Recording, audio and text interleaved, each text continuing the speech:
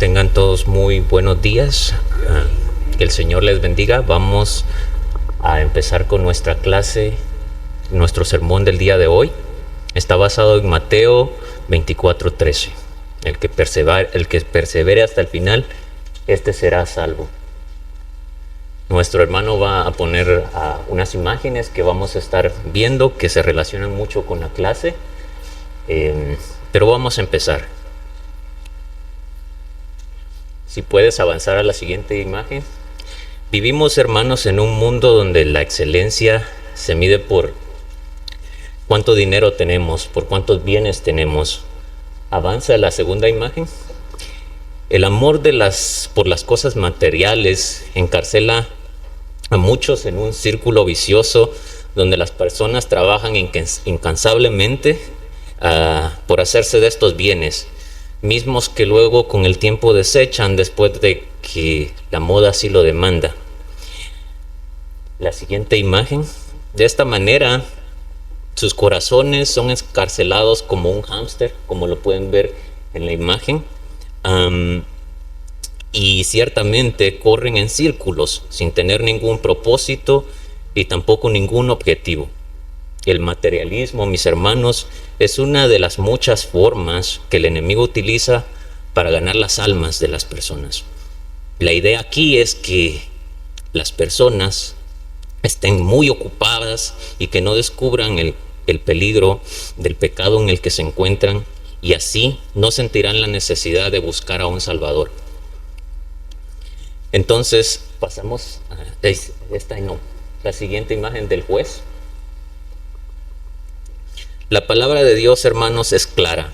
En Romanos capítulo 3 y su versículo 10. Vamos a dar un tiempo para que lo podamos buscar. Capítulo 3, versículo 10.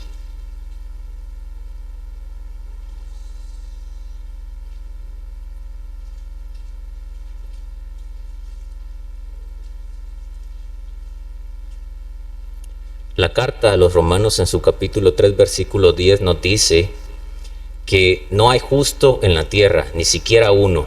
En otras palabras, no hay una persona que siempre haga lo bueno y nunca peque. Fue por esta razón que Dios envió a su Hijo a este mundo, nacido de mujer, de carne y hueso como usted y yo, y Él fue tentado conforme a todas las tentaciones que nosotros podemos ser tentados, pero sin embargo Él no pecó. Él logró hacer lo que ninguno de nosotros pudo hacer. Él venció el pecado en su cuerpo y se entregó en sacrificio, una muerte dolorosa en la cruz, para que a través de ese sacrificio usted y yo tuviéramos la oportunidad de arrepentirnos y ser perdonados delante de Dios. El amor de nuestro Creador es evidente desde el principio, y la salvación que es en Cristo Jesús es una prueba de esto, es la prueba más grande de esto. Y como si no fuera esto suficiente, nuestro Dios también ha hecho grandes promesas para los que le obedecen. La siguiente imagen. Leamos una de esas promesas, mis hermanos, en el libro de Apocalipsis, en su capítulo 21 y su versículo 6. Apocalipsis capítulo 21, versículo 6.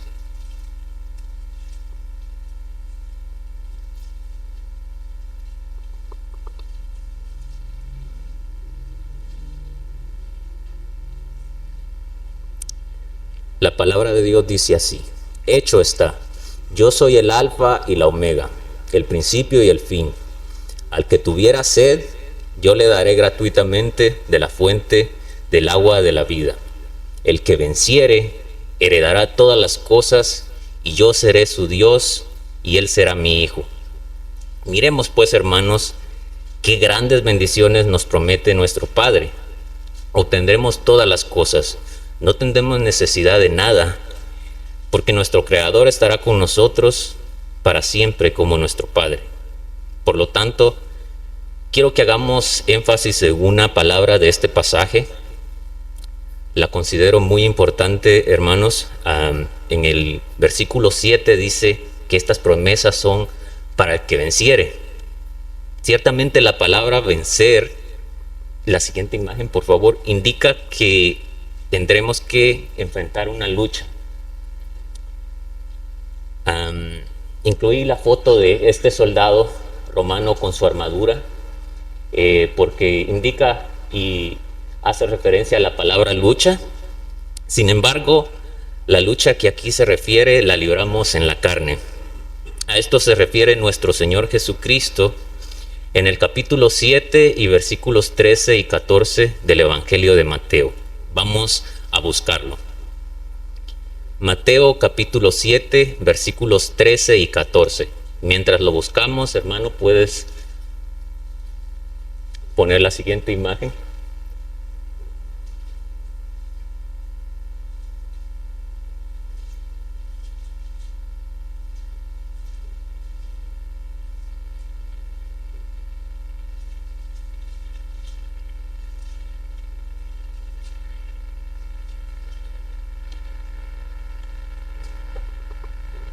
Nuestro Señor Jesucristo, hermanos, dijo así: entrad por la puerta estrecha, porque ancha es la puerta y es espacioso el camino que lleva a la perdición, y muchos son los que entran por ella. El 14 dice: porque estrecha es la puerta y angosto el camino que lleva a la vida, y pocos son los que la hallan. Ciertamente, mis hermanos, estas dos puertas son un punto de partida. Hubo un tiempo, un momento en nuestras vidas donde logramos distinguir entre lo bueno y lo malo. Llegamos a escuchar el Evangelio de la salvación, la manera que Dios aprueba que vivamos nuestras vidas.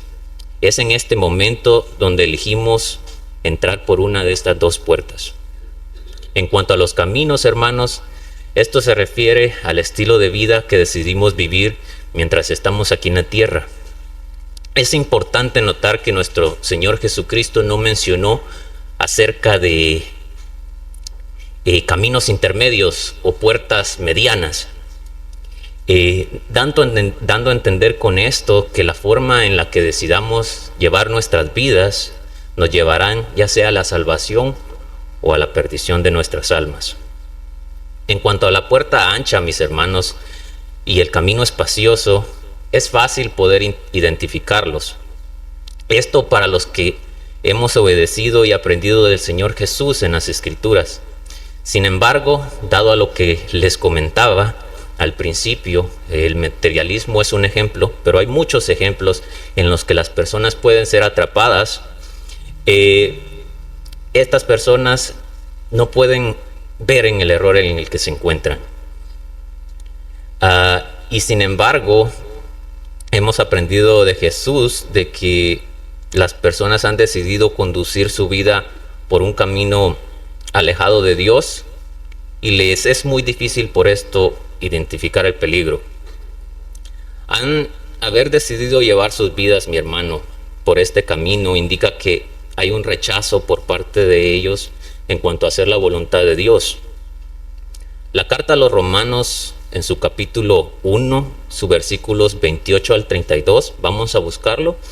Romanos capítulo 1, versículo 28 al 32. Aquí nos habla acerca del estado de una persona cuando está alejada de Dios. Vamos a poner la siguiente imagen. Es esa imagen la que está. Romanos en capítulo 1, versículo 28 al 32. Dice la palabra de Dios: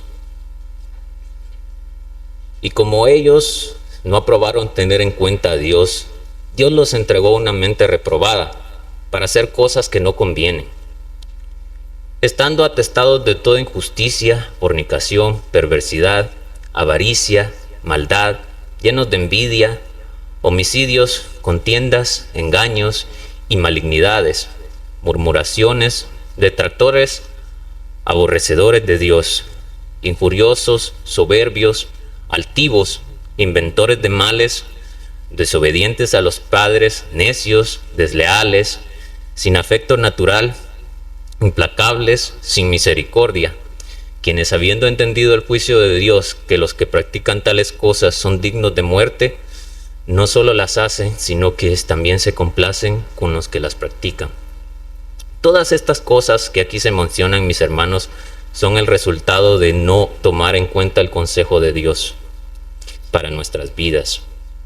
Así pues, si decidimos llevar nuestras vidas por este camino, estaremos yendo directo a la condenación eterna. Cosa muy contraria es la puerta estrecha y el camino angosto. La puerta estrecha y el camino angosto, mis hermanos, representan a Jesucristo, nuestro Salvador. A diferencia del mundo, que tiene sus ideas y sus dioses falsos, tenemos diferentes creencias. Los hindús, los asiáticos, ellos tienen sus diferentes dioses y ellos creen que siguiendo esos caminos van a poder tener una redención. Y sin embargo, Jesucristo los contradice cuando dice: yo soy el camino, la verdad y la vida. Nadie viene al Padre si no es a través de mí. Jesucristo mismo nos predicó con su vida y con sus enseñanzas el estilo de vida que debemos andar nosotros. Él dijo en el Evangelio de Mateo, capítulo 22, versículos 37 y 38 y 39. Vamos a leer Mateo capítulo 22 en su versículo del 37 al 39.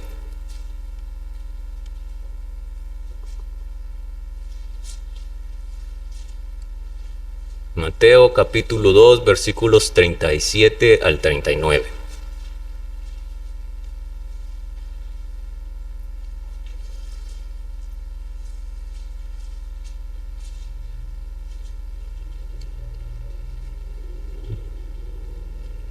La palabra de Dios dice así. Jesús dice: amarás al Señor tu Dios con todo tu corazón y con toda tu alma y con toda tu mente. Este es el primero y grande mandamiento, y el segundo es semejante: amarás a tu prójimo como a ti mismo. Es pues a través del sacrificio de nuestro Señor Jesucristo, que hizo con su muerte en la cruz, que nosotros tenemos acceso a esta puerta angosta.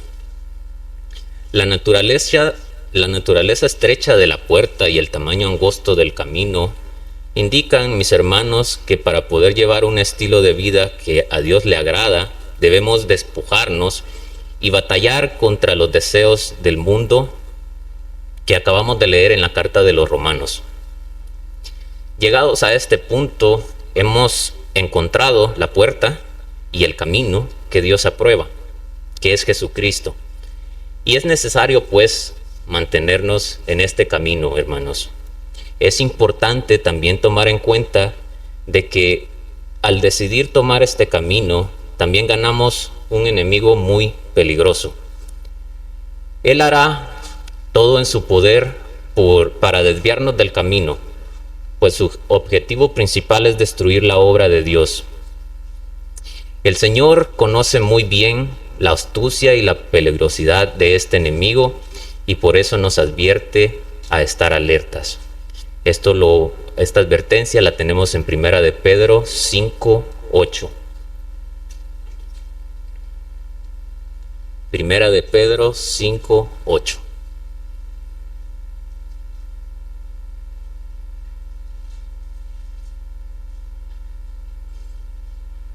Aquí se describe, mis hermanos, a este enemigo. Sabemos que es Satanás como un león rugiente, hambriento, buscando a quien devorar. Ciertamente la ilustración es muy específica y precisa. Aquí tenemos a un león que está rugiendo, está hambriento, anda buscando a su presa. Satanás hace lo mismo. Él busca a las personas que han, por la gracia de Dios, conocido el camino de salvación y venido a los pies de Jesucristo. Él busca arrastrarlos, traerlos de nuevo al mundo del pecado para que estén con Él, para que ellos se pierdan, para destruir la obra de Dios.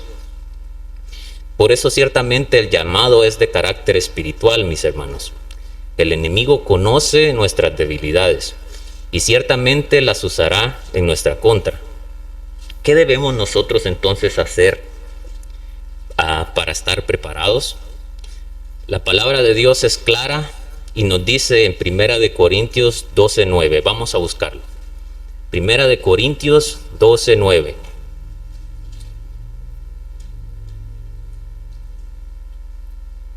Primera de Corintios 12:9.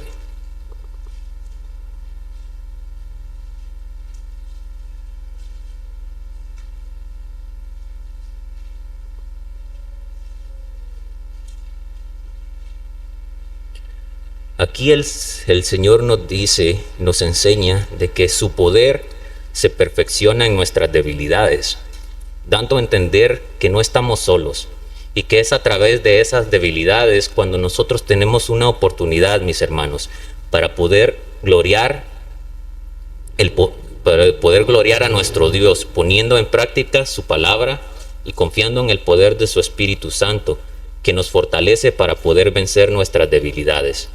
Y nos abre los ojos también para poder discernir lo que es bueno y lo que es malo. Recordemos que estas debilidades es por donde Satanás siempre ataca. La Biblia nos exhorta en 1 de Pedro 2:2. Vamos a buscar 1 de Pedro 2:2, capítulo 2, versículo 2 de 1 de Pedro.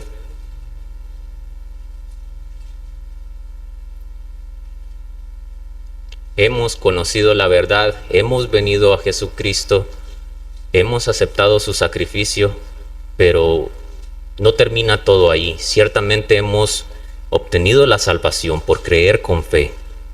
Pero en 1 de Pedro capítulo 2, versículo 2 nos dice de que al igual que un bebé recién nacido busca la leche de su madre, siente hambre, y así también nosotros debemos estar hambrientos buscando el alimento espiritual, el alimento que no es adulterado, que proviene de la santa palabra de Dios.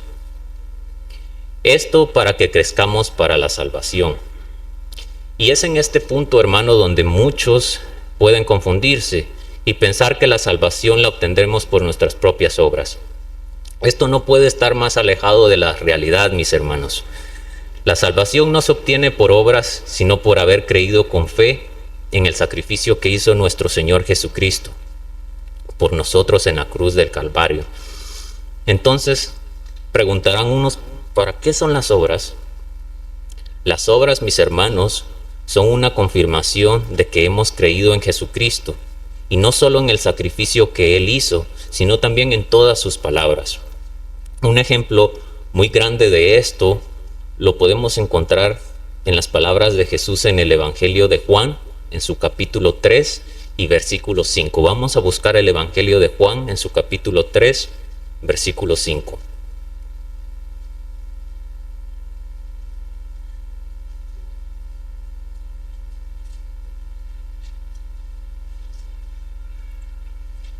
Una imagen atrás, por favor. Aquí en este pasaje, mis hermanos, Nicodemo, un líder judío, viene a Jesús. Y Jesús le explica que para poder entrar al reino de los cielos es necesario de que nacer de nuevo, nacer del agua y del Espíritu. El agua aquí representa el bautismo y el nacer de nuevo las obras de justicia y de fe que debemos hacer como parte de nuestra vida cristiana. Estas obras, mis hermanos, no compran la salvación.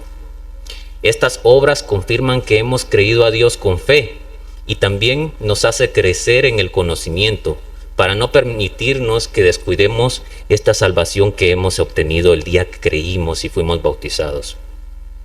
Jesús, mis hermanos, en Mateo 24:13, Mateo 24:13, este es el versículo inicial, nos dice que el que persevera hasta el final, este será salvo. Entonces, perseverar, mis hermanos, significa no descuidar nuestra salvación. Significa que debemos hacer que debe de haber una constancia, que debemos estar dispuestos para trabajar en la obra del Señor. Dado que el Señor nos ha dotado con diferentes dones para servir en su obra, esto lo podemos leer en Romanos, su capítulo 12 y versículos 4 al 8. Vamos a buscar Romanos en su capítulo 12 y versículos 4 al 8.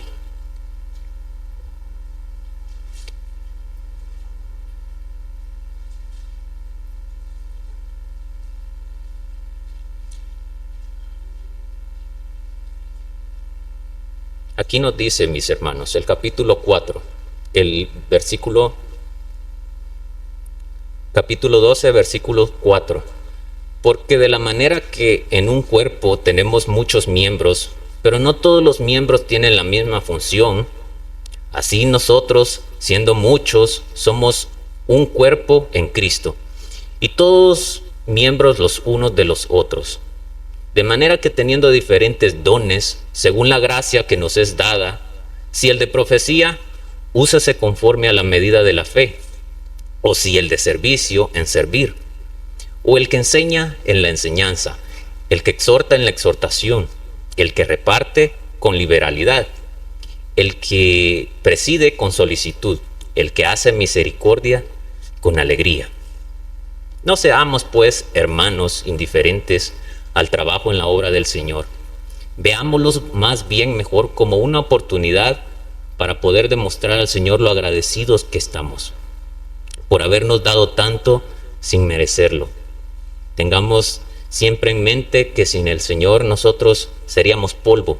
La vida, el que estar aquí presente se está respirando, es gracias a nuestro Señor y debemos alabarlo por eso.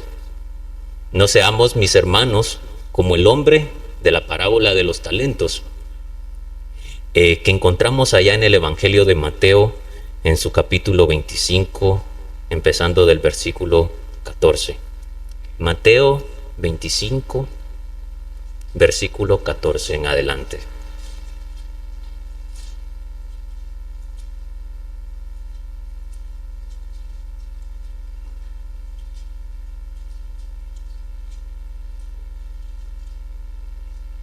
¿Puedes poner una imagen atrás? Aquí nos dice, mis hermanos, que hubo un hombre que emprendió un largo viaje, pero que dejó a cargo sus bienes a sus siervos, conforme a la capacidad que ellos tenían. Y hoy quiero hacer énfasis en uno de los siervos, quien, sabiendo de antemano que su señor le pediría cuentas por sus bienes, mejor decidió enterrarlos para poder devolvérselos cuando él regresara. Su señor, muy molesto, le dijo que él sabía muy bien que el propósito de haberle dado este talento era para que lo multiplicara.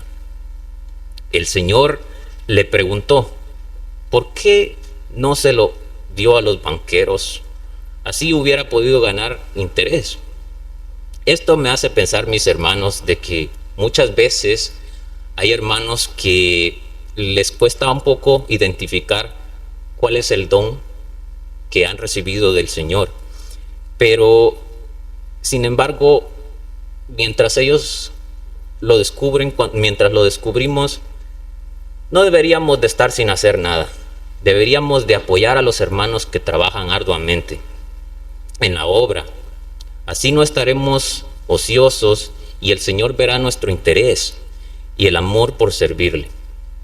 El pasaje termina, hermanos, diciendo de que el siervo que no trabajó fue lanzado a las tinieblas de afuera, donde hay llanto y crujir de dientes.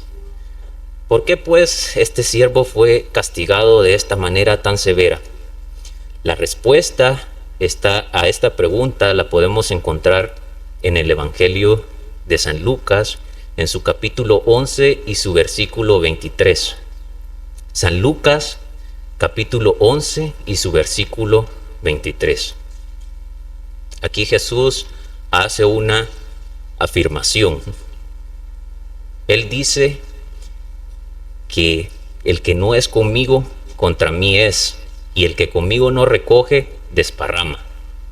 Ciertamente, mis hermanos, no trabajar equivale a estar en ocio. Ocio es estar sin hacer nada. Y sabemos lo que el enemigo hace con las personas que nos encontramos en este estado de ocio.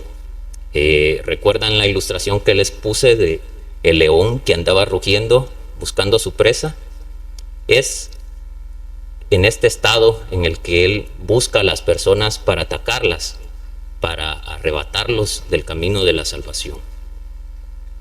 Adicional a esto, es importante comentar que no multiplicar nuestros talentos equivale a no dar fruto. Un árbol que no da fruto, mis hermanos, no lleva en sí vida, porque sabemos que la semilla es la que puede producir un árbol nuevo, pero este árbol, como no tiene fruto, no lleva en sí vida. Y las personas, cuando no producimos fruto, estamos muertas espiritualmente. Y sabemos que Dios es un Dios de vivos y no de muertos. La constancia en las obras que provienen de la fe son muy importantes y necesarias. Por la gracia de Dios, mis hermanos, mi padre terrenal posee un campo. Él trabaja durante todo el año. Su cosecha es de plátano, y las veces que yo he estado ahí me he dado cuenta de su diligencia con la que trabaja. Para los que no saben, el plátano es una cosecha que se trabaja durante todo el año para conseguir los frutos. Ciertamente se tiene que regar para proteger del abrasador sol, para que el sol no queme las plantas, y el agua con el que se riega nutra la raíz y así pueda la planta crecer. Viene un tiempo en el que cae la lluvia, mis hermanos, y es una bendición siempre, pero el trabajador, el agricultor, no se tiene por qué descuidar, porque al caer la lluvia nacen también plantas, vegetación que extraen los nutrientes que de otra forma la planta estaría agarrando para producir sus frutos buenos durante el año. Entonces estas vegetaciones hacen esto, el agricultor tiene que cortarlas. También otro peligro que corren los plantillos son las llamadas taltuzas. ¿Se recuerdan la foto que les puse del hámster? Estas taltuzas son más grandes, se conocen como topos, pero lo que estos animales hacen es, la persona no los ve, están escondidos, van debajo de la tierra y se comen la raíz de las plantas de plátano, y cuando uno menos siente, caen al suelo porque no están ya agarradas de la raíz, ya no tienen vida. Entonces he traído, mis hermanos, esta descripción porque creo que esto tiene un paralelismo muy grande con la vida de un cristiano.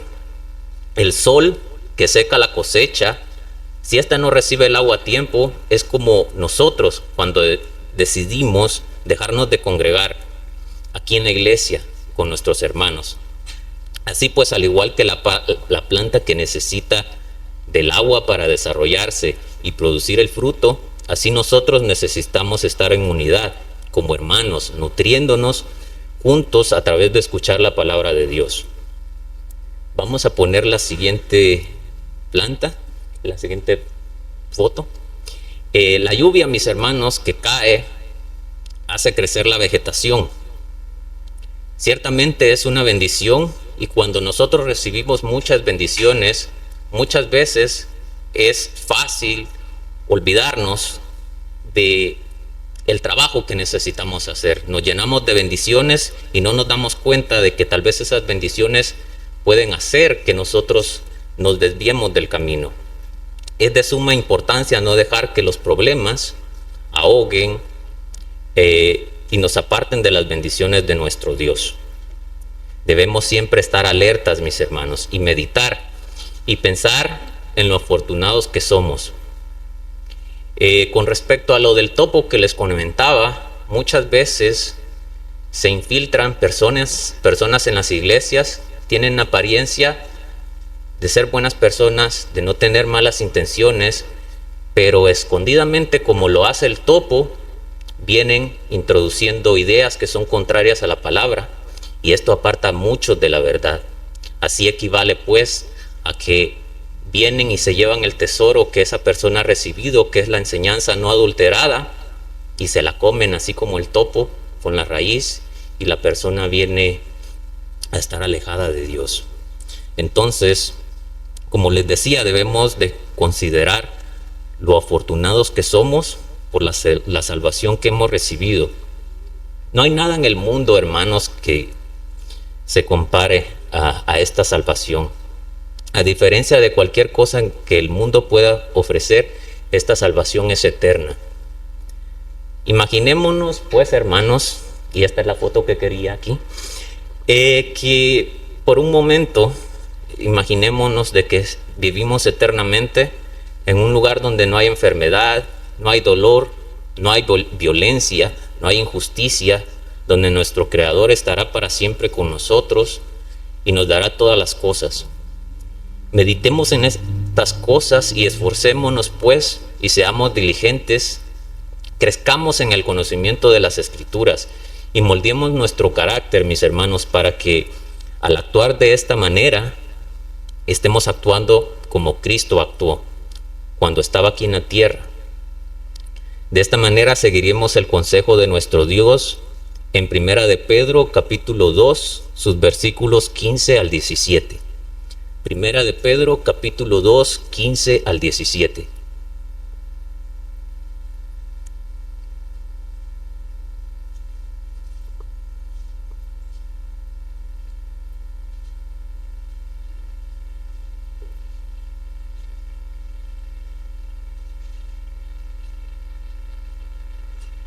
Aquí nos dice, mis hermanos, de que la voluntad de Dios es que la vida honorable de nosotros haga callar a la gente ignorante que nos acusa sin fundamento alguno. Pues nos dice de que nosotros somos libres, pero a la vez somos esclavos de Dios. Así que no usemos esta libertad como una excusa para hacer el mal.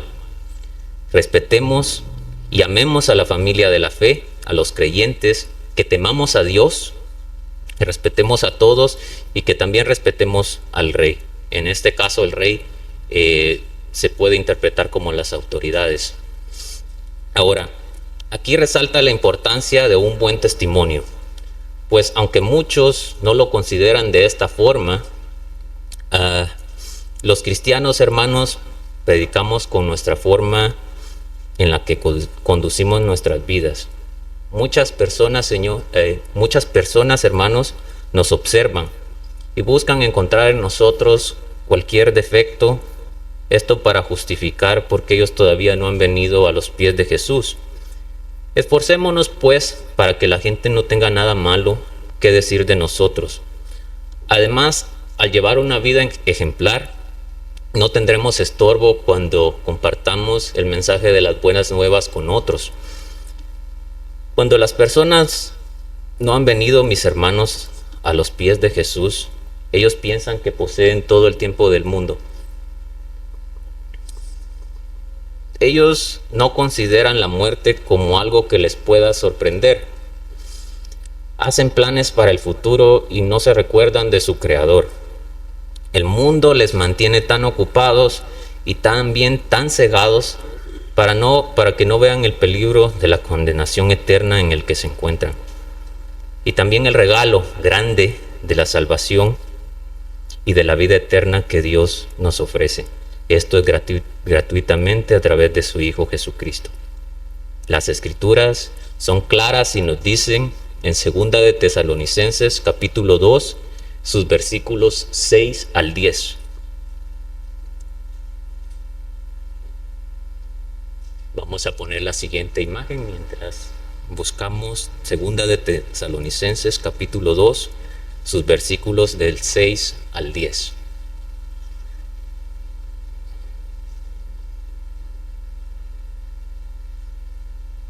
Dice así: porque es justo delante de Dios pagar con tribulación a los que os atribulan, y a vosotros que sois atribulados, daros reposo con nosotros, cuando se manifieste el Señor Jesús desde el cielo con los ángeles de su poder, en llama de fuego, para dar retribución a los que no conocieron a Dios ni obedecen el Evangelio de nuestro Señor Jesucristo, los cuales sufrirán pena de eterna perdición, excluidos de la presencia del Señor y de la gloria de su poder, cuando Él venga en aquel día para ser glorificado en sus santos. Estos somos nosotros los que hemos creído, y ser admirado en todos los que creyeron, por cuanto nuestro testimonio ha sido creído entre vosotros.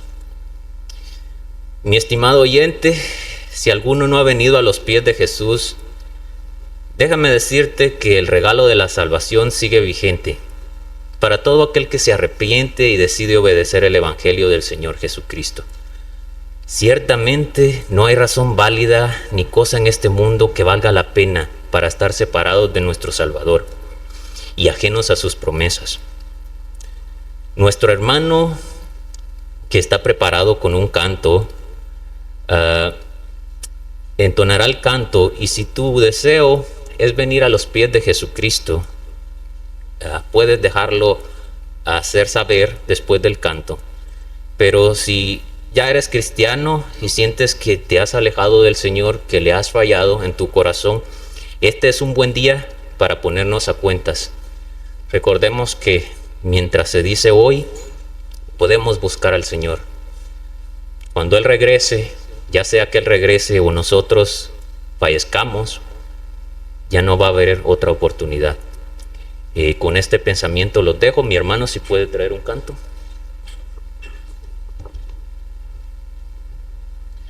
Canto número 175. 175. Cantemos. Haz lo que quieras de mi Señor, tú el alfarero, yo el barro soy, dócil y humilde, anhelo ser, cúmplase siempre mi tu querer.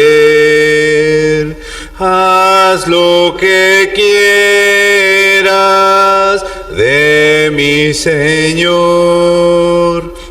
Mírame y prueba mi corazón. Lávame y quita toda maldad para vivir yo en santidad. Haz lo que quieras de mi Señor.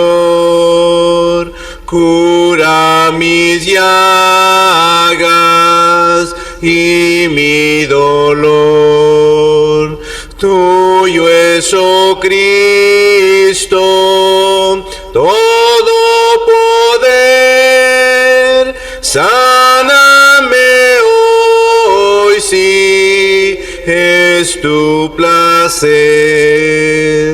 Haz lo que quieras de mi Señor, dueño absoluto de mi amor, del Paracleto, dame poder y el mundo a Cristo pueda en mí ver. Amén.